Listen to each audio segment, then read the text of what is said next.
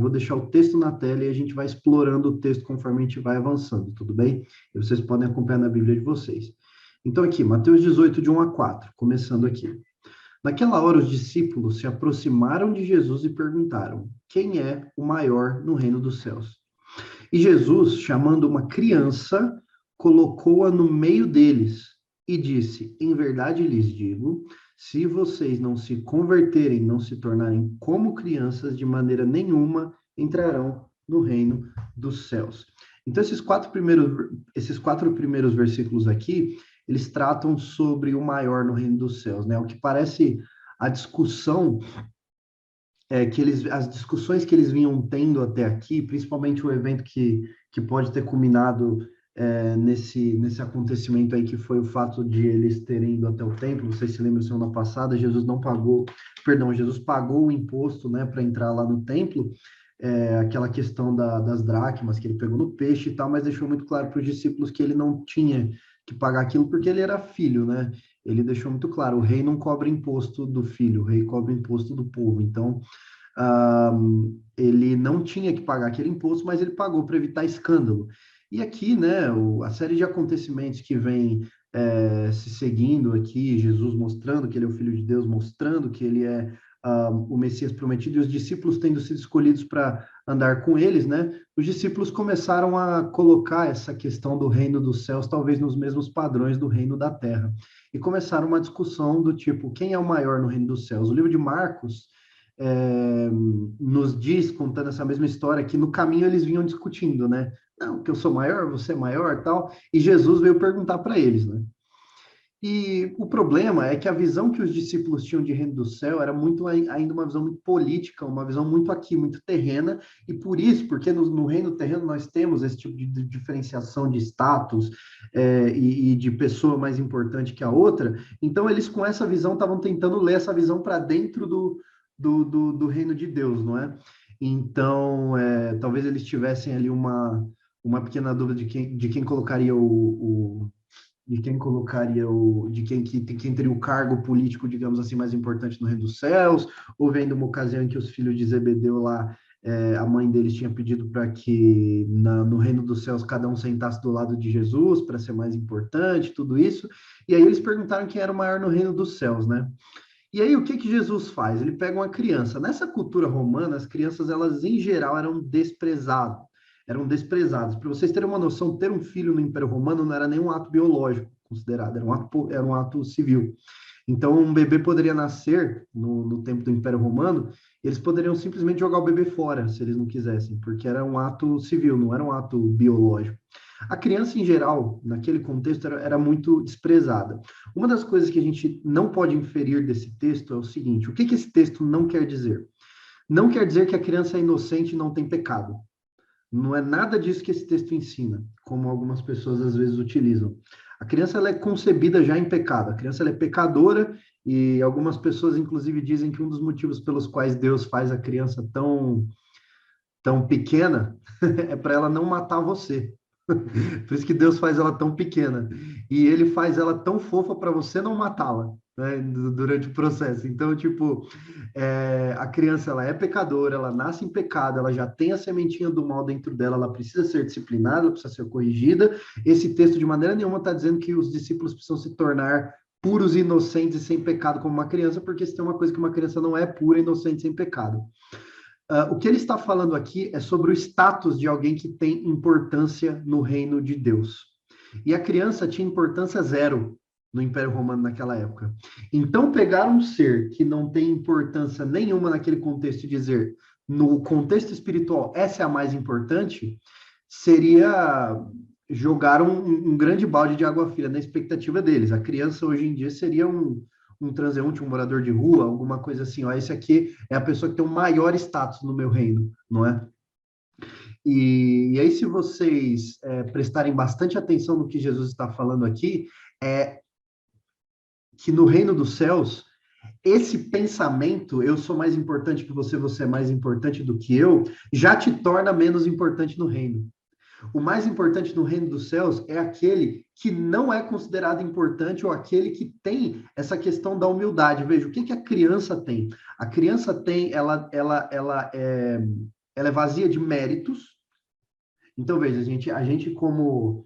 é, quando a gente examina as escrituras, a gente percebe que tudo indica que a criança, quando ela morre, existe uma fase de inocência na qual ela vai para o céu, se ela morrer naquela idade. Mas não significa que a criança não tem pecado. Ela foi para o céu porque ela não entrou na fase em que a salvação pode ser consumada como é consumada nela, para confissão de pecado, consciência de pecado, e uma criança, o entendimento bíblico é que quando uma criança morre, essa criança vai para o céu não porque não tinha pecado, mas porque era uma eleita de Deus, e Deus recolheu ela naquela idade.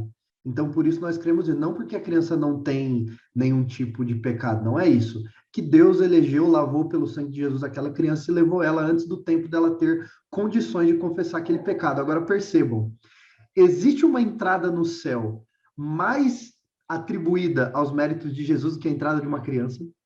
Uma criança que morre no ventre da mãe, uma criança que morre com 1, 2 anos de idade. Essa criança foi para o céu por quê? O que que ela fez para entrar no céu? Tudo que qualquer pessoa faz para entrar no céu, não fez nada. Foi totalmente nos méritos de Jesus.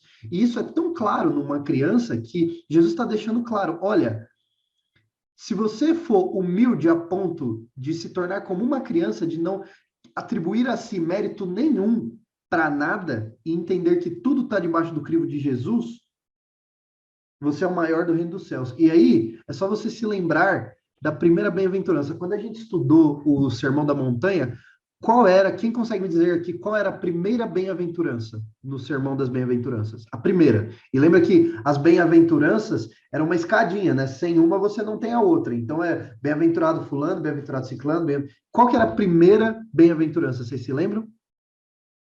Alguém? Mateus capítulo 5, versículo 3. Bem-aventurados os humildes de espírito, os pobres de espírito. Por quê? Porque deles é o reino dos céus.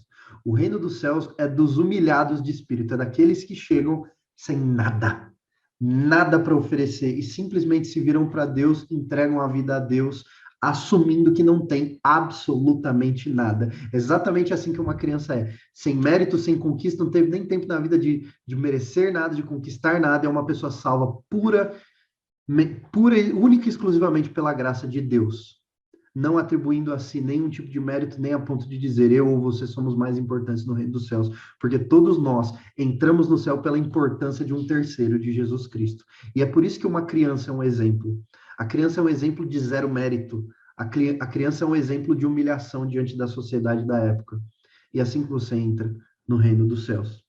E aí Jesus diz no versículo 4 que aquele que se humilhar como uma criança, como esta criança, está no texto como essa criança, é uma tradução ruim, né? O grego dá a ideia de uma criança como esta.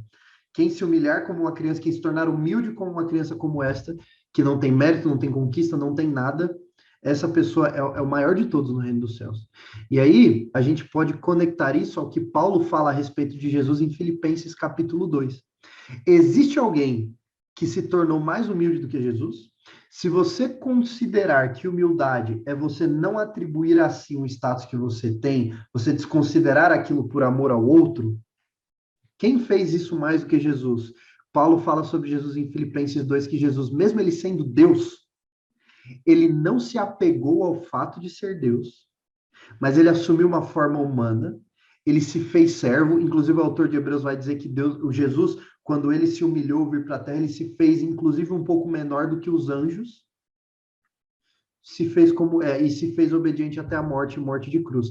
E por causa disso, por causa da humilhação que Jesus passou, sendo tudo, ele se fez nada, certo? Por causa dessa proporção de humilhação, Deus o exaltou soberanamente e deu a ele o nome que está acima de todo nome. O que está totalmente em concordância com o que o próprio Jesus fala, que aqueles que se humilham serão exaltados, mas os que se exaltam, esses serão humilhados. É inversamente proporcional.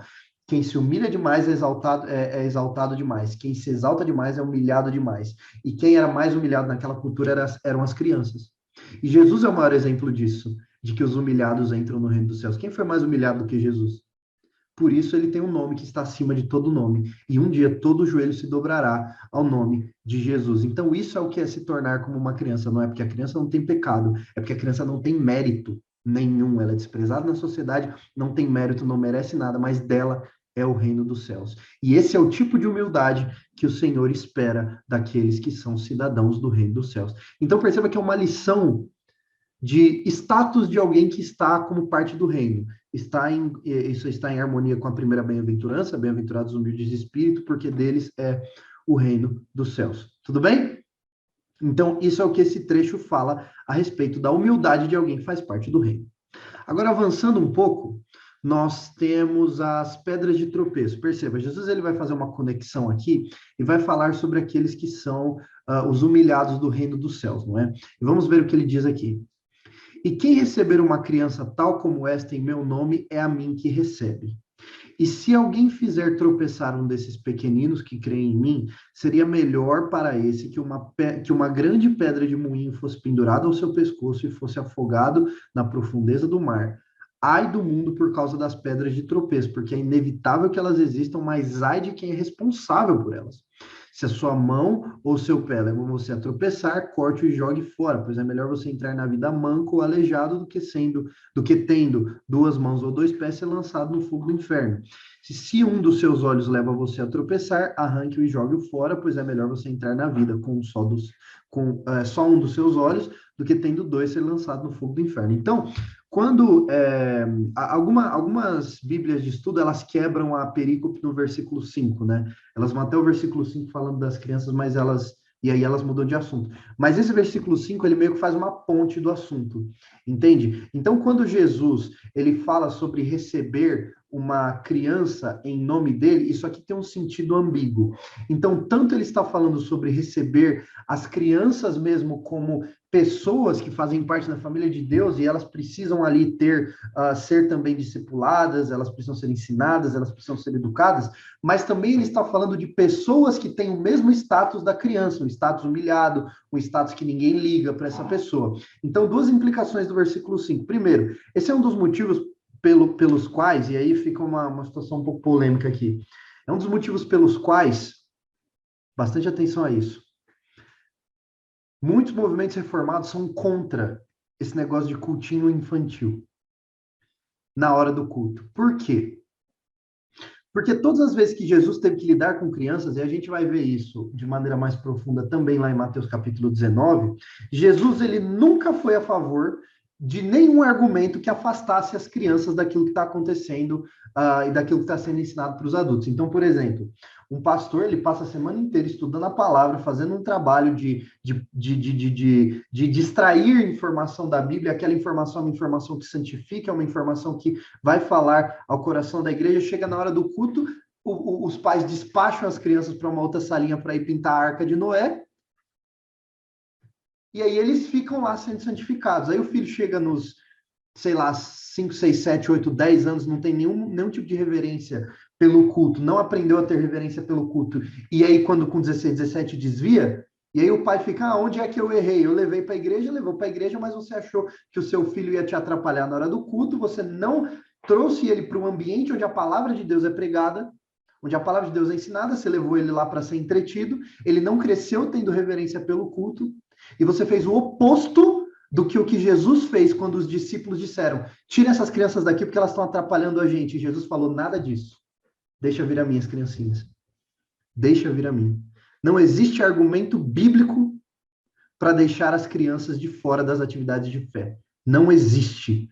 Pelo contrário, existe argumento bíblico para o contrário. E esse texto é um deles. Esse texto é um deles. Mas não só esse texto nos ensina a receber as crianças, como ele nos ensina a receber, como a própria luz do texto está falando sobre pessoas que têm o mesmo status de uma criança, pessoas que estão no status de humilhados e de que não recebem importância no reino desse mundo, ele está falando sobre receber aquelas pessoas que são humildes, que são membros do reino, correto? Então ele está usando aqui criança também de maneira análoga. Não para falar só sobre criança, mas também para falar de alguém quer dizer, não falando apenas sobre você ser humilde como uma criança, mas você receber alguém que se humilha como uma criança. Jesus ele está alertando os discípulos para que eles recebessem de bom grado aquele que se humilha como uma criança, ok? E aí, os versículos 6 e 7 são uma instrução pesada. Por quê? Porque normalmente aquele que tem o status de humilhado, aquele que se humilha, ele está numa posição em que ele pode ser facilmente persuadido. Então, se você ler os versículos 6 e 7, Jesus ele deixa uma instrução. Se alguém fizer tropeçar um desses pequeninos, uma dessas crianças ou uma dessas pessoas que estão no mesmo status de criança, se você levar uma dessas pessoas a cair em pecado, a tropeçar, olha só, atrapalhando a entrada deles na fé, era melhor que uma pedra fosse pendurada no teu pescoço e você fosse afogado no mar. Pedra de tropeço sempre vai existir, versículo 7. É inevitável que o tropeço exista. Mas ai, e essa expressão ai, é o oposto na Bíblia da expressão bem-aventurado, não é? Quando a Bíblia quer falar que alguém é abençoado, ela usa bem-aventurado, bem-aventurados os humildes de espírito, porque deles é o reino dos céus. Bem-aventurado aquele que não anda no conselho dos ímpios, não se detém no caminho dos pecadores, não se assenta na roda dos escarnecedores. Bem-aventurados sois vós quando mentindo vos injuriarem, porque assim fizeram com os profetas que viveram antes de vós. Bem-aventurado, bênção, bênção, bênção. Agora, ai é maldição, é o oposto disso, é o oposto do bem-aventurado. Então, ai do mundo por causa das pedras de tropeço. É inevitável que elas existam.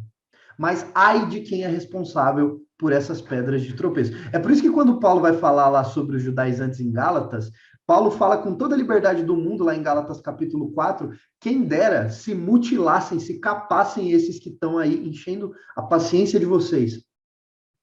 Quem dera, quem dera. Por quê? Porque ai daqueles que são responsáveis pelo erro dos pequeninos de Jesus. Ai daqueles que são responsáveis pelo tropeço dos pequeninos de Jesus. Jesus, ele tem muito zelo pelos cidadãos do reino, muito zelo. Mas muito zelo. Olha, o preço dos cidadãos do reino para Jesus foi preço de sangue. Nenhuma gota do sangue de Jesus terá sido derramada em vão, não é? Jesus, ele zela muito por aquilo que ele comprou.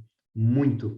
E aí, ele segue falando sobre tropeço, pedras de tropeço, instruindo os cidadãos do reino a se livrarem de tudo aquilo que pode causar tropeço.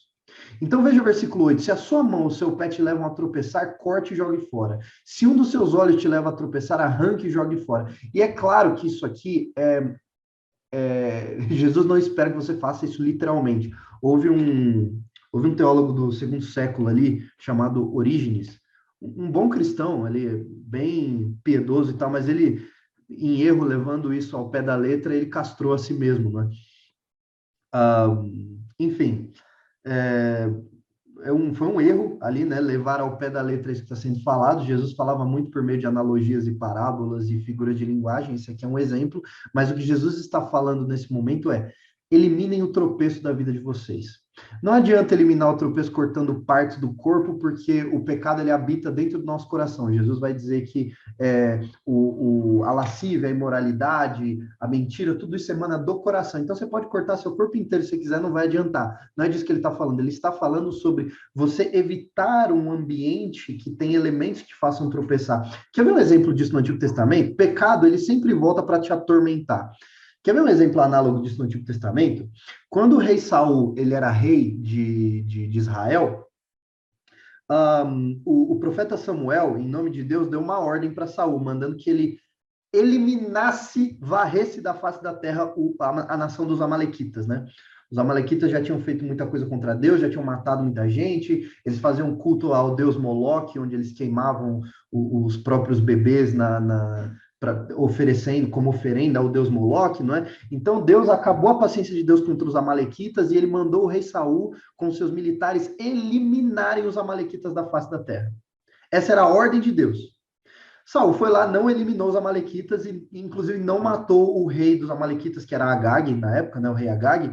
Ele não matou, ele decidiu deixar para lá e, para justificar a desobediência, né, ele pegou e trouxe algumas riquezas, algumas pessoas, tal, dos amalequitas para a nação de Israel para poder usar aquelas coisas como sacrifício a Deus, alguns bois, alguns gados ali que havia na terra dos amalequitas. Ele falou: eu não vou extirpar tudo da face da terra como Deus mandou, não. Vou trazer para minha nação, porque eu enriqueço a minha nação e eu ofereço isso a Deus. É aquele negócio, né? É a pessoa que quer dar o dízimo do dinheiro roubado. Né?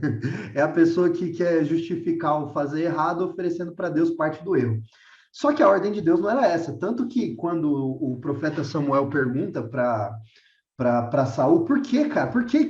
Ele é muito engraçado. Ele pergunta assim: que é esse barulho de gado que eu estou escutando? Se era para você ter eliminado tudo? Ele falou: não, não, não, eu trouxe aqui para sacrificar aqui para Deus. E Samuel ele solta o seu clássico jargão, né? Não é melhor obedecer do que sacrificar? Ele pergunta para Saul.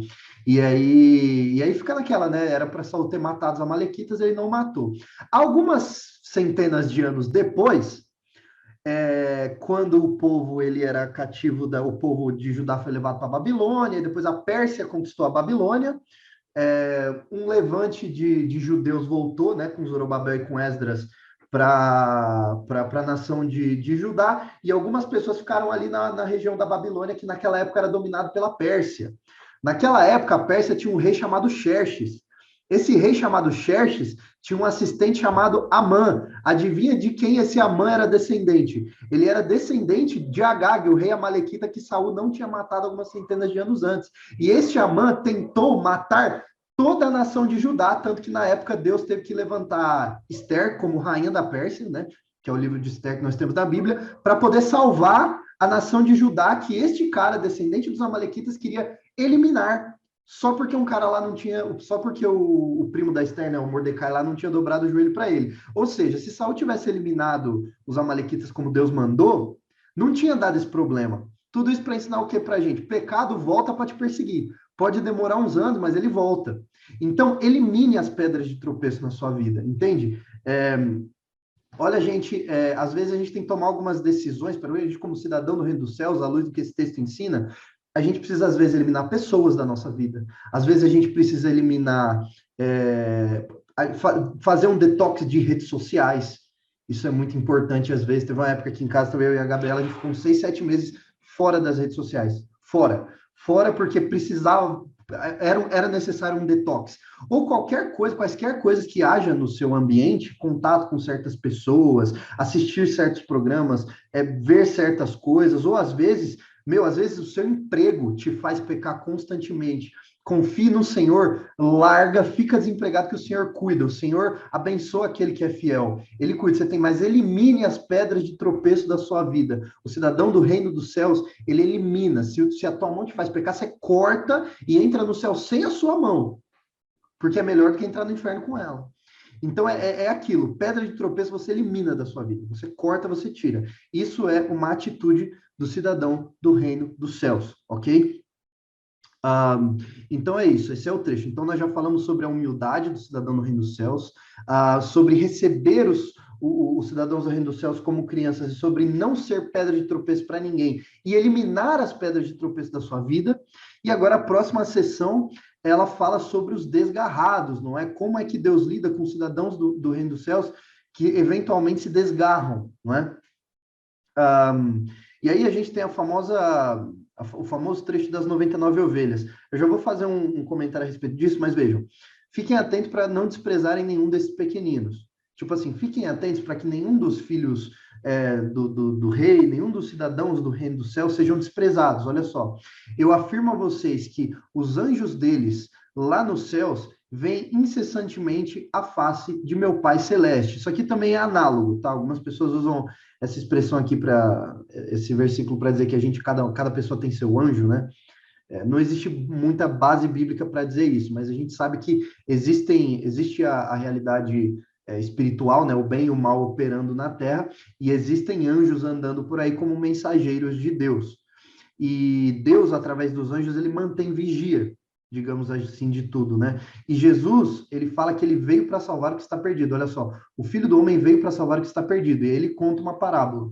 O que vocês acham? Se um homem tiver 100 ovelhas e uma delas se desgarrar, não deixará ele nos montes as 99 indo procurar a que se desgarrou? E se consegue encontrá-la, em verdade lhes digo que ficará mais alegre por causa desta do que pelas 99 que não se desgarraram. Assim, não é da vontade do Pai de vocês, que está nos céus, que se perca um só destes pequeninos. Jesus está dando um exemplo aqui de como ele quer que nós venhamos a agir com as pessoas que estão, com as ovelhas desgarradas, digamos assim. Veja, quando você vai lá em Lucas capítulo 15, existe um conjunto de 3 parábolas que Jesus conta, que é a parábola do filho pródigo, da ovelha perdida e da dracma perdida, não é? essas três parábolas, elas estão no mesmo capítulo, porque elas tratam do mesmo assunto. Há teólogos que digam que esta vez aqui, este de Mateus 18 que a gente está lendo, não é a mesma parábola das ovelhas contada em Lucas 15. Existem muitos elementos diferentes. Aqui Jesus está falando com os discípulos, lá ele estava falando com os fariseus, então são ocasiões diferentes. Aqui, como Jesus acabou de ensinar para a gente que a gente não pode ter uma atitude de fazer ninguém tropeçar, aí ele ensina para a gente que a gente tem que tomar cuidado para também não tropeçar. Agora ele vai nos ensinar a lidar com pessoas que tropeçaram, ok? Daqui para frente a gente vai aprender a lidar com pessoas que tropeçaram. Então, olha só, fiquem atentos para não desprezarem nenhum desses pequeninos. Quando o cidadão do reino ele tropeça, ele precisa ser acolhido, ele precisa ser cuidado por alguém. Deus está cuidando dele. A gente não pode, pecou, se desgarrou, se perdeu, tchau e benção. Não, o Filho do Homem, ele veio para salvar justamente aquele que está perdido. A nossa atitude precisa ser assim, precisa ser a atitude de buscar a ovelha perdida. Quantas vezes nós vemos pessoas que se afastam da igreja, se afastam do caminho de Deus, e nós não temos a atitude de ir atrás dessas pessoas e saber por que elas estão distantes do caminho. Porque se essa pessoa é realmente uma ovelha do Senhor, Deus está preocupado com essa pessoa. Jesus pagou com sangue pela vida dessa pessoa na cruz. Então, nós precisamos ter a mesma atitude que Jesus tem, que veio do céu para salvar o perdido, nós todos que estávamos perdidos. Quando uma ovelha do Senhor se desgarrar, nós precisamos cuidar dessa ovelha. Nós precisamos ir atrás, visitar, saber o que está acontecendo, confrontar pecados se for necessário. Porque a própria atitude de Jesus, que em João 10 diz, eu sou o bom pastor, ele conhece suas ovelhas, e as ovelhas conhecem o bom pastor. Então, quando você vai em nome de Jesus buscar alguém, veja, a ovelha do bom pastor ouvirá a voz dele. Se a pessoa vai vir ou não, se ela vai voltar ou não, isso aí está fora da sua alçada. O seu papel, o nosso papel como igreja, é ir atrás da ovelha desgarrada. Nós temos que ter essa atitude sempre, sempre. Porque a própria atitude de Jesus é essa, olha só.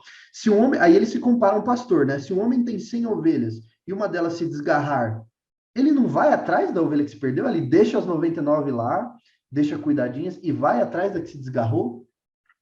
E aí ele fala que existe mais alegria por causa dessa que voltou do que por 99 que não se desgarraram. As que não se desgarraram, amém, elas estão ali. Agora, a que se desgarrou e voltou, ela gera muita alegria, assim como o filho pródigo gerou mais alegria do que o irmão que ficou. Assim como a dracma perdida gerou mais alegria do que as outras tantas dracmas que a mulher tinha. Então, há uma alegria quando aquele que se desgarrou volta para a casa do pai. Ok? E a nossa atitude tem que ser assim, porque o próprio Deus trabalha para que nenhum daqueles que são realmente ovelhas do Senhor se percam.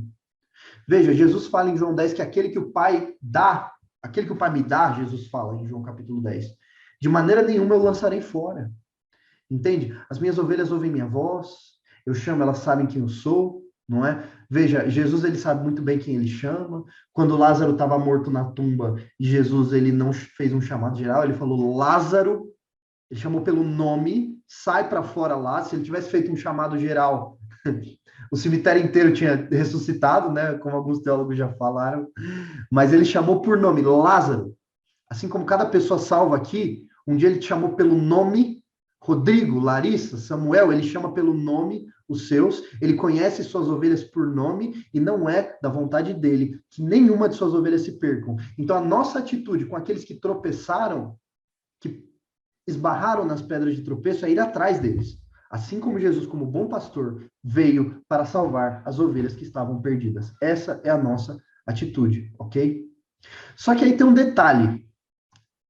Pode ser que essa ovelha não seja ovelha de verdade, ela esteve ali no nosso meio por um tempo e saiu fora, a gente vai atrás, pode ser que tenha sido falso, pode ser que ela realmente não escute a voz do pastor, porque ela não faz parte das ovelhas, assim como Jesus falou para os fariseus, né? Ele falou, olha, as minhas ovelhas conhecem a minha voz, vocês não acreditam no que eu digo, porque vocês não são minhas ovelhas. Então, como é que a gente vai saber?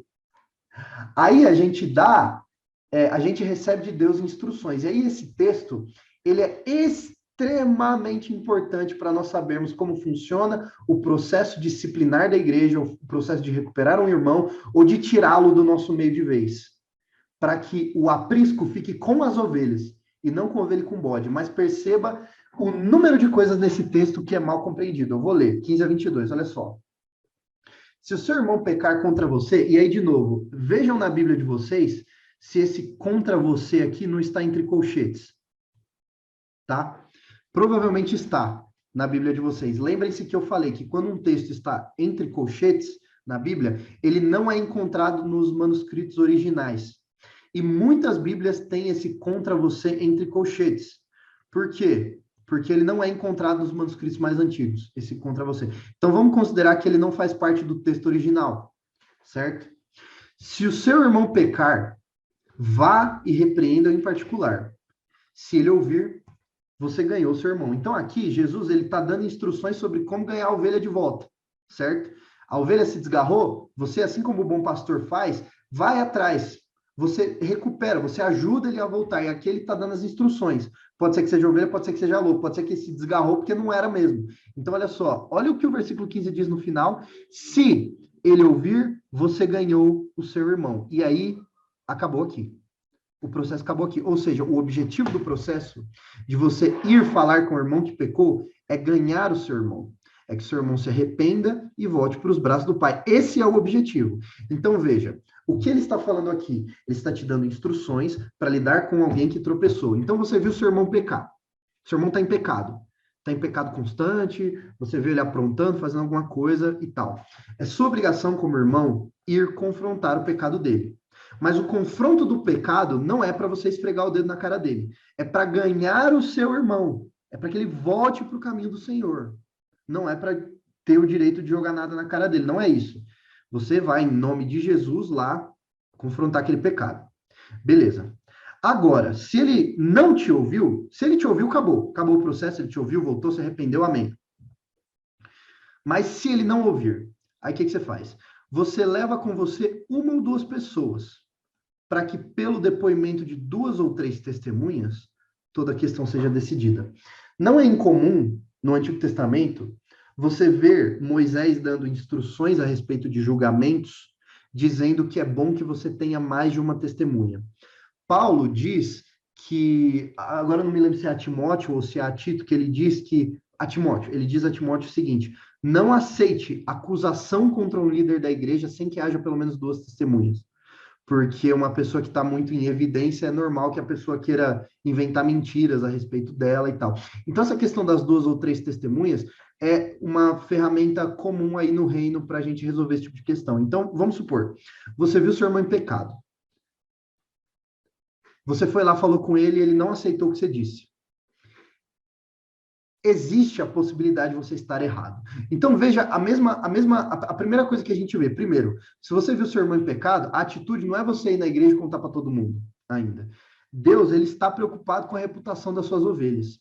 Se você vê, vamos supor, vamos pegar um caso, assim, um caso, caramba, bem radical. Vamos supor que você pegou um irmão seu traindo a esposa, não é?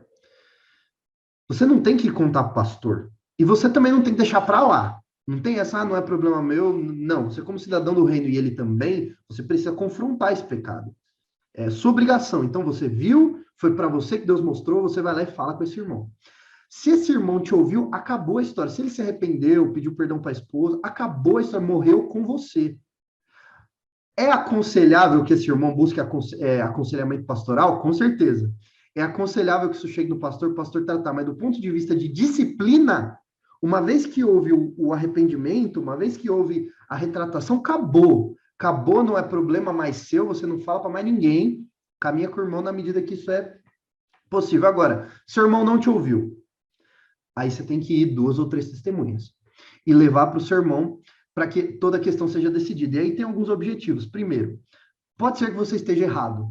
Pode ser que aquilo que você viu como pecado não seja pecado. Não, lógico, esse caso da traição com certeza é. Mas pode ser que você viu uma coisa que você julgou como pecaminosa, você foi, seu irmão não te ouviu porque ela não é. Então, quando você chama 2 ou 3 testemunhas, essa questão vai ser decidida em torno de uma consciência bíblica, de uma consciência sã, ok? E isso vai acontecer, sim, se essa pessoa não se arrependeu. Se você não estava errado, né, essas 2 ou 3 pessoas que você levou o testemunho vão chegar à mesma conclusão que você. Realmente, essa pessoa está em pecado. E aí pode ser que o seu irmão continue batendo o pé. Se ele se recusar a ouvir essas pessoas, aí você expõe o assunto à igreja. Aí você torna o assunto público. Por quê? Para que fique cada vez mais claro que aquela pessoa está em pecado. E lembre, o objetivo não é expor a pessoa, não é deixar a pessoa constrangida, é ganhar o seu irmão. Esse é o objetivo. Se você ganhou o seu irmão na primeira tentativa, ótimo, acabou, acabou.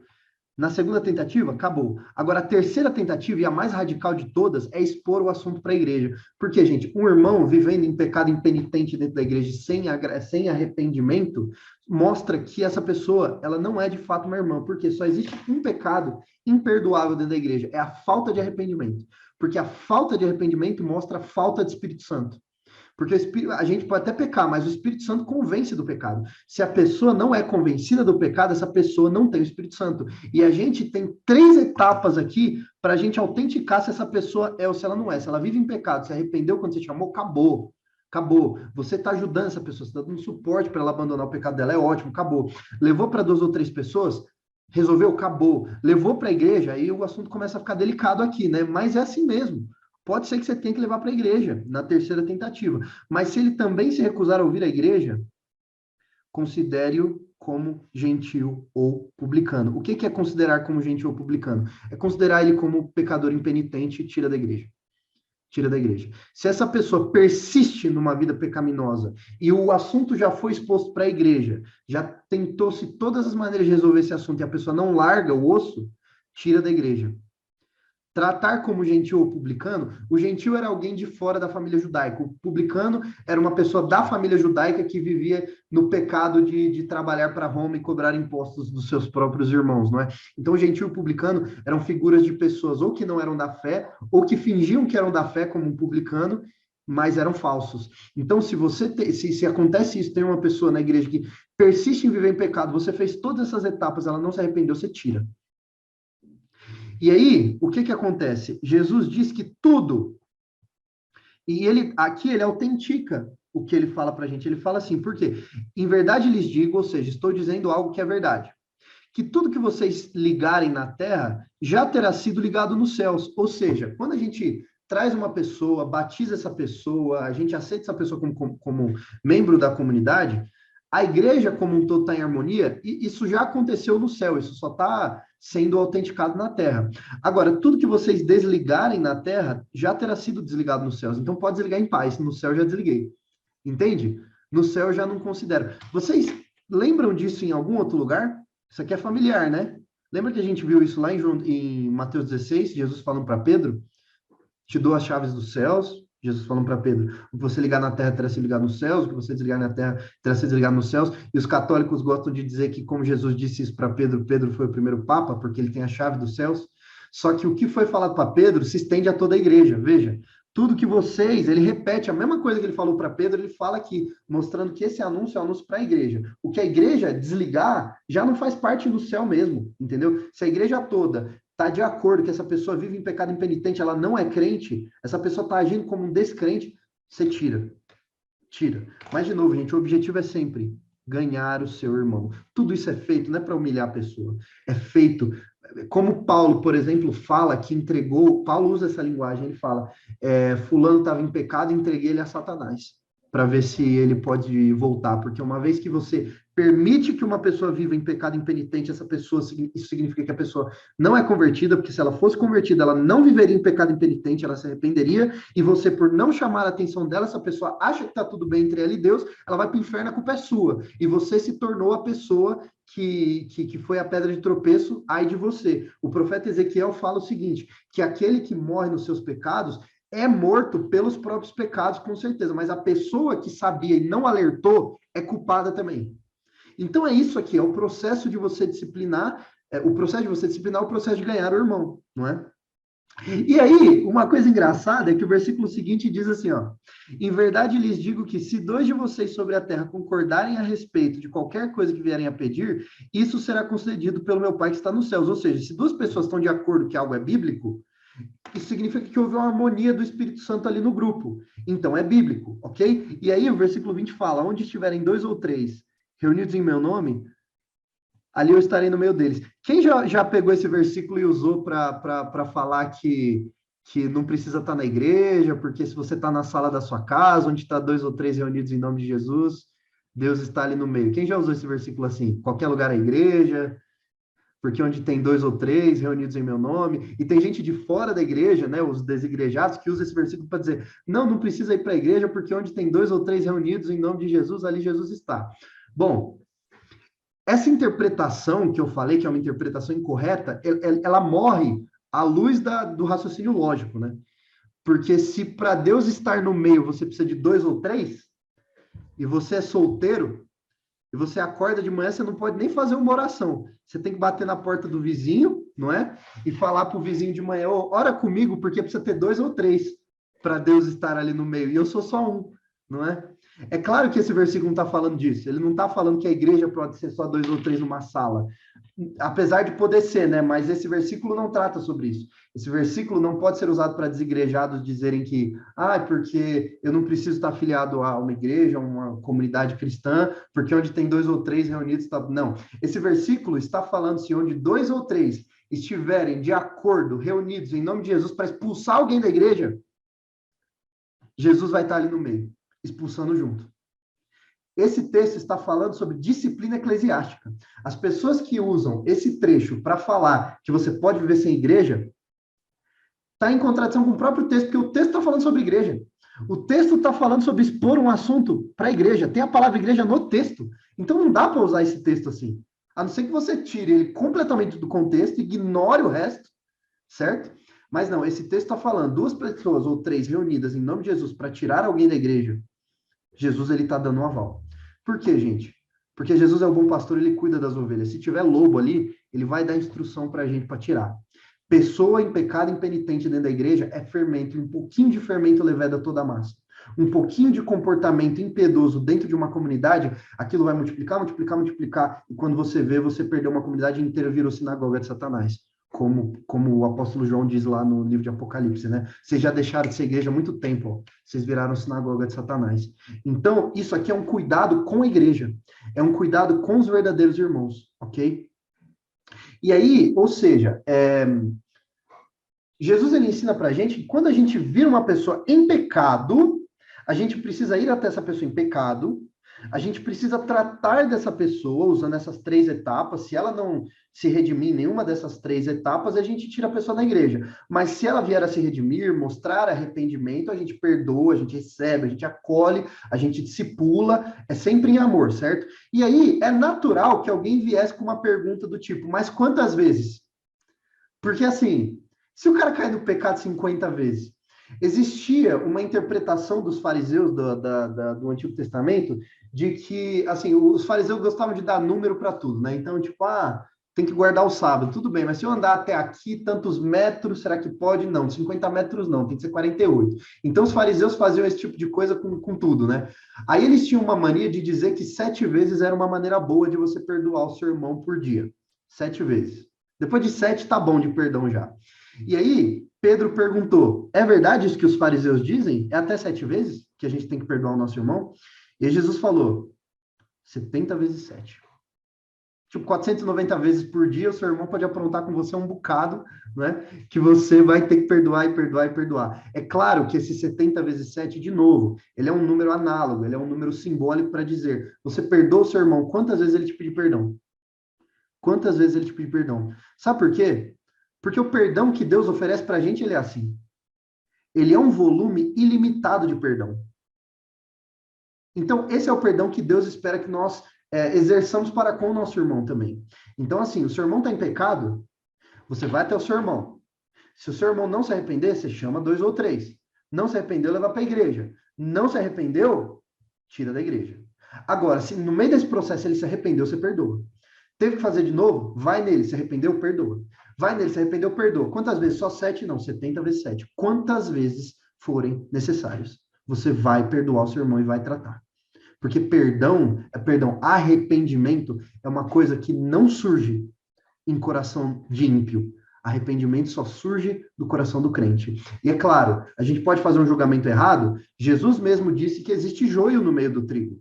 Apesar dele dar essas instruções para a gente, haverá muitas pessoas no nosso meio que são falsos crentes, mostrando falso arrependimento, mostrando uma falsa santidade, e infelizmente a gente não tem como averiguar tudo. Ele deu uma ferramenta para a gente averiguar o máximo possível, que é isso aqui, ó, a disciplina eclesiástica. Mas a gente não consegue averiguar tudo. E o próprio Jesus disse: não tenta dar uma de Deus e querer separar o joio do trigo pela sua própria avaliação, fora disso aqui que ele ensina, não, porque não dá. Porque se você tentar separar o joio do trigo, você vai jogar joio fora junto com o trigo.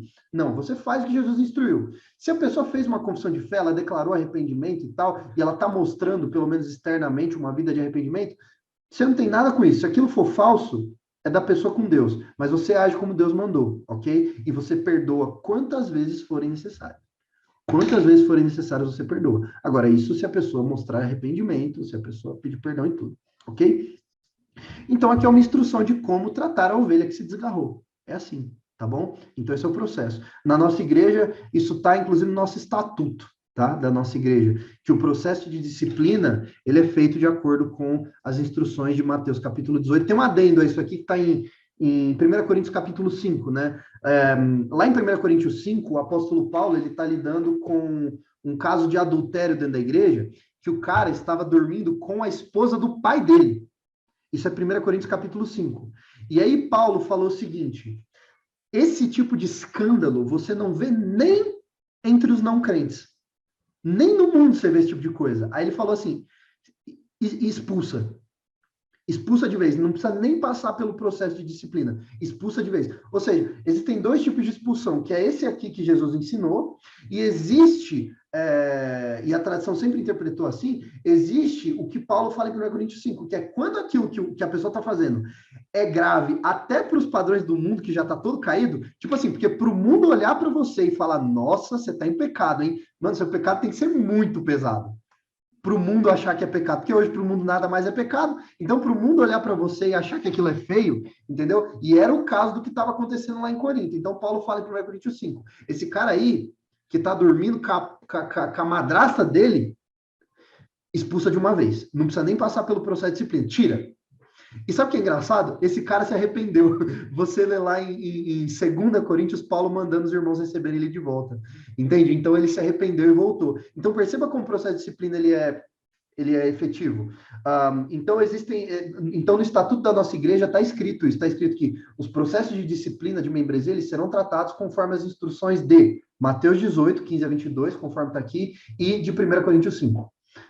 São as bases que a gente tem no estatuto da igreja para disciplinar um irmão, ok?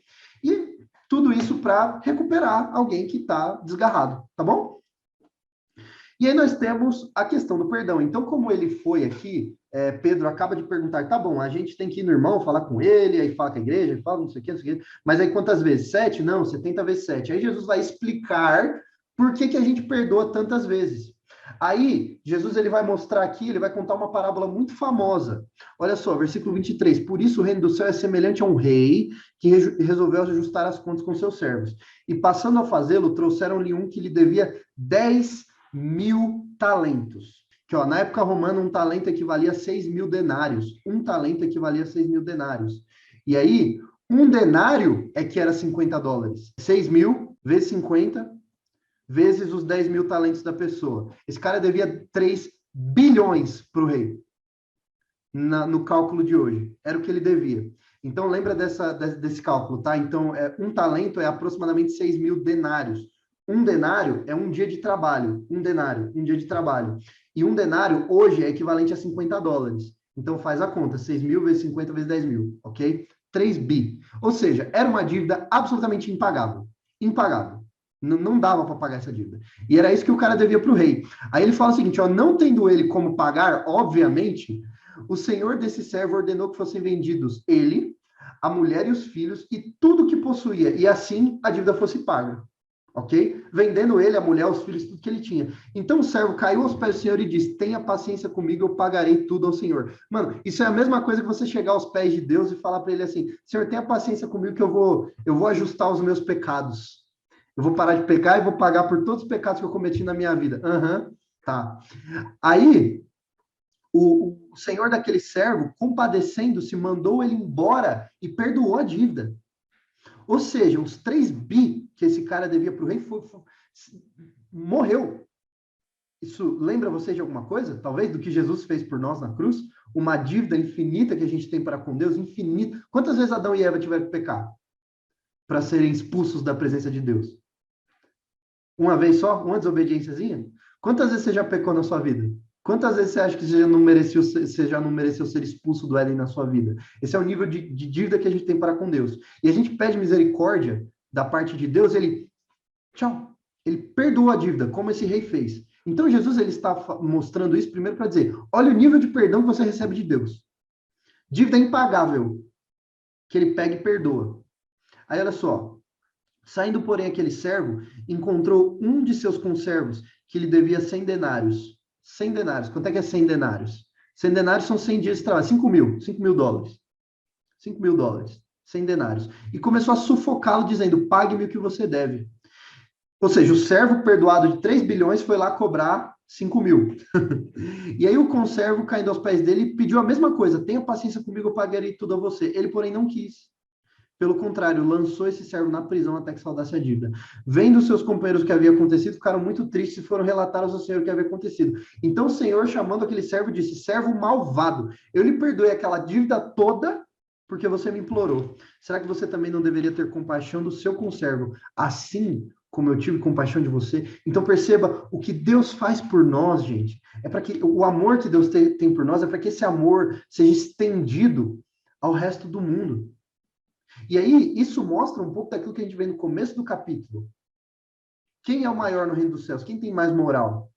O menor de todos. Jesus, ele fala, uma vez quando ele estava andando com uma prostituta chega para lavar os pés de Jesus, os fariseus começam a dizer o seguinte, nossa, se ele soubesse por onde essa mulher anda, ele não deixaria essa mulher tocar nele. Aí ele fala, meus amigos, bom, resumindo o que ele fala, né, seria algo do tipo, a pessoa que tem mais dívida, tem mais delito, mais pecado, que é o caso dessa prostituta, é a pessoa que mais fica feliz quando é perdoada. Quanto mais pecado, mais honra essa pessoa deve a Deus. É por isso que ela está aqui aos meus pés. Eu sei exatamente de onde ela vem. Jesus falando. Então, o cara que recebeu esse volume de perdão, ele deveria ser infinitamente grato a Deus. Ao contrário disso, ele decidiu não oferecer perdão ao seu conservo. E aí, ó, indignando-se, o Senhor, né, que era servo do rei lá, entregou ele aos carrascos até que pagasse toda a dívida. Assim também o meu Pai que está nos céus fará com vocês, se do íntimo vocês não perdoarem cada um dos seus irmãos. Como é que é a oração do Pai Nosso? Perdoa as nossas dívidas, assim como nós perdoamos os nossos devedores. Perdoa-nos na medida que nós perdoamos o próximo. As coisas estão interconectadas. O perdão que nós exercemos para com o próximo, ele é proporcional ao perdão que nós recebemos de Deus. Então é por isso que quando a gente fala sobre o processo de disciplina, a gente não pode usar esse texto do tipo, vamos expulsar pessoas da igreja. Não, não, não. Esse processo aqui, ele é dado para que a gente recupere o irmão. E se o irmão pedir perdão 50 vezes, você perdoa 50 vezes, porque o pai já te perdoou 50 milhões de vezes. Você perdoa e perdoa e perdoa, 70 vezes 7. Porque a dívida que você tinha para com Deus era muito maior do que a dívida, do que a ofensa, do que o pecado que qualquer irmão comete contra você. Contra você é um. E você nem tem esse valor todo que Deus tem, nós, né? Quando eu falo você, gente, eu tô falando nós aqui, tá? Então, quem somos nós para não perdoar? Nós, como cidadãos do reino, filhos de um rei que perdoa infinitamente. Quem somos nós para não perdoarmos os nossos irmãos? Então, essas são as grandes lições de Mateus capítulo 18, ok? Então, começando aqui, fazendo uma pequena recapitulação. Os cidadãos do reino, eles são humildes como as crianças, eles se achegam a Deus com a humildade de uma criança, eles não chegam se mostrando, se exibindo, se achando que merece. Outro dia, conversando com uma pessoa, eu vi que falando, na minha igreja aqui só é ordenado presbítero quem tem muito dinheiro. Quando a pessoa tem muito dinheiro, ela ganha moral na igreja. Gente, isso é tão anti-evangelho. Isso é tão anti-evangelho. Enfim, humildade como a das crianças, porque dos humildes é o reino dos céus. E aí, nós temos não só que evitar para aqueles que se aproximam de Deus como crianças, nós temos que evitar que eles tropecem, nós não podemos ser pedra de tropeço para eles, e nós, como pequeninos do Senhor, não podemos nos deixar tropeçar também. Nós temos que evitar as pedras de tropeço. e cortar da nossa vida tudo aquilo que pode nos levar a tropeçar, e se é o cidadão do reino dos céus, ele tem que agir assim. E aí, a partir do versículo 10, nós aprendemos que aqueles que são cidadãos do reino e se desgarram, eles precisam ser achados, recuperados, precisam ser resgatados. E Jesus, ele espera isso de nós. Não só isso, dos versículos 15 a 22, Jesus ele nos explica como fazer esse processo de recuperar o irmão e como autenticar que esta ovelha desgarrada, na verdade, não era ovelha, era bode no meio das ovelhas, era lobo no meio das ovelhas, e a gente precisa expulsar mesmo se essa pessoa, depois de todas as tentativas, de primeiro com o irmão, depois com 2 ou 3, depois com a igreja inteira, essa pessoa não se retratar, o não arrependimento mostra uma não conversão, essa pessoa precisa ser expulsa, tratada como gentil publicano, mas a pessoa impedindo o perdão, ela precisa ser perdoada até 70 vezes 7. Por que ela precisa ser perdoada nessa proporção? Por quê? Porque o reino dos céus é como um rei que perdoou dívidas infinitas dos seus moradores, e nós, como sendo esses moradores, esses cidadãos do reino, nós precisamos, na mesma proporção que Deus nos perdoa, nós precisamos perdoar as pessoas na medida que elas se arrependem e pedem perdão.